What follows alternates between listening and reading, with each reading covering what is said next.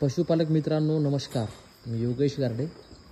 आपलं जे जनावर आहे, आपल्या जनावराने जर समजा आता त्याच्या वासराला जन्म दिल्यानंतर 15-20 दिवस झाल्यानंतर जर आपल्या म्हशीच्या गर्भाशयातून तरी अशी जर ही दह्यासारखी जर मित्रांनो अशी घाण पडत असेल, तर जे नवीन व्यावसायिक आहेत या धंद्यामध्ये आता त्यांनी आताच पाऊल उचललेलं आहे, तर त्यांना एक सांगायचं आहे की आता तुम्ही याच्यामध्ये या गर्भाशयामध्ये आता हे जे घाण बाहेर पडते तर याच्यासाठी डॉक्टरांच्या सल्ल्यानं या गर्भाशयामध्ये औषध सोडणं हे खूप गरजेचं आहे मित्रांनो।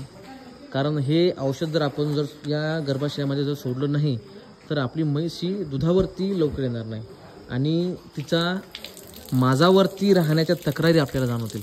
त्यामुळं अशा प्रकारची मंडळी जर घाण पडत असेल तर आपल्याला या ठिकाणी त्या म्हशीच्या गर्भाशयामध्ये औषध सोडणं हे अत्यंत गरजेचं आहे। धन्यवाद।